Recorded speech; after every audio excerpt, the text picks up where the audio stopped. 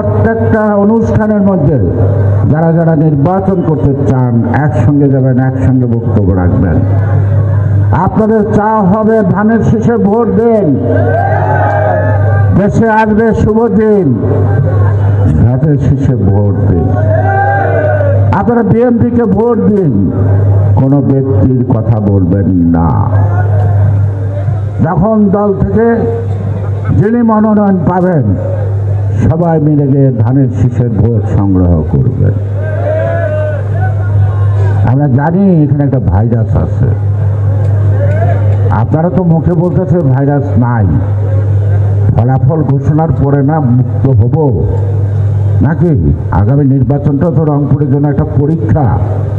করোনায় আক্রান্ত হলে সর্দি কাশি জ্বর হইলে পরীক্ষা হলে যদি নেগেটিভ আসে তাহলে করোনা না, পজিটিভ আসলে করোনা। সুতরাং ভাইরাস নাই। আগামী নির্বাচনে আপনাদেরকে প্রণাম করতে হবে নেগেটিভ, অর্থাৎ এখানে বিশেষ মার্কার কোনো ভাইরাস মুক্ত এলাকা হয়ে গেছে।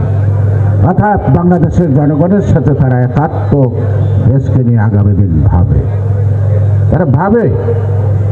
আপনারা জানেন হোসেন মোহাম্মদ এরশাদকে 14 সালে নির্বাচনে নেওয়ার জন্য বাসার থেকে আর্মির গাড়ি দিয়ে সিএমএসে নিয়ে গেছিল।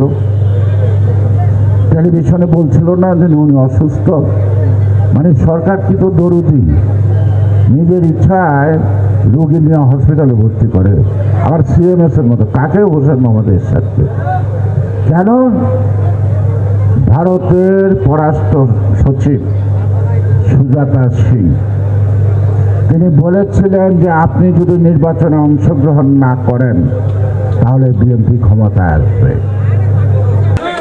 রংপুরের প্রশাসনের উদ্দেশ্যে বলতে চাই যে আজকে যারা এই বিগত 4 তারিখে রংপুরে ছাত্র জনতার উপরে যারা হামলা চালিয়েছিল, আপনারা ভিডিও ফুটেজে দেখেছেন কাদের হাতে অস্ত্র ছিল, পিস্তল ছিল এবং দেশীয় অস্ত্র ছিল। আপনারা প্রশাসনের বাইরে আপনারা ইতিপূর্বে আমার মনে হয় কারো দেখার বাকি নাই, এবং রংপুরের মানুষ সকলেই জানে কারা সেই 4 তারিখের থেকে এবং তার পূর্বে রংপুরের নেতাকর্মী, আমাদের দলের নেতাকর্মী সহ সকল মানুষের উপর অত্যাচার করেছে।